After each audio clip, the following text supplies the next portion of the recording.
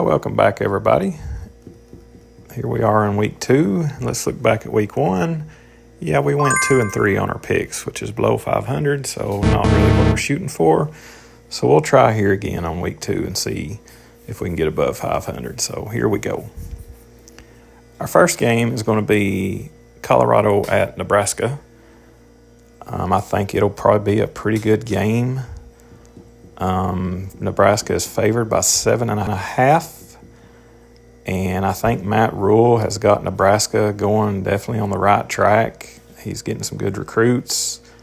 And I kind of wonder who the best quarterback on the field will be. Will it be Shadur Sanders or Dylan Raiola? I know Colorado comes in with all the hype and all that, but I do think Nebraska will take care of them. I don't know if they'll cover, though. At 7.5, it might be a close game, but I think Nebraska will win. For pick number 2, we're going to the Big House in Michigan, where Texas is going to pay them a visit. And Texas is favored by 6.5. Sharon Moore's first game as the actual real head coach didn't go too well. They won, but they looked a little sloppy. He had a lot of players to replace. Meanwhile, Texas is just rolling.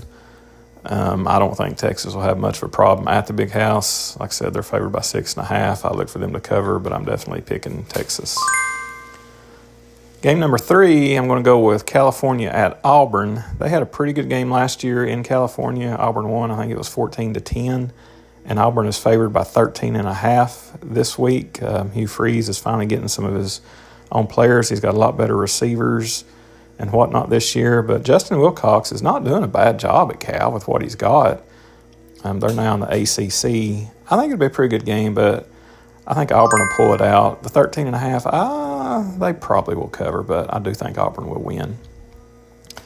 Our fourth game, we're going to go with Kansas at Illinois. Kansas is favored by 5.5. Lance Leopold has really done a really good job at Kansas, putting them constantly in the top 25, something they've not been in a very long time. Brett Bielema, I really like him. He's a good interview. He's the old school, run the ball and all this and that. And Kansas is favored by 5.5. I didn't look the over-under on the game. I would about bet it might go to the under. But I do think Kansas will pull it out while they're up in Illinois. So I'm going to pick Kansas to win.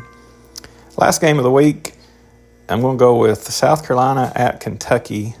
And Kentucky is favored by 9.5. Mark Stoops, to me, he's a normal 7-5 coach, but we'll see if Kentucky does any better this year. Shane Beamer, I don't expect him to be back at South Carolina next year, and I don't know if he'll even finish the year. They looked horrible against Old Dominion.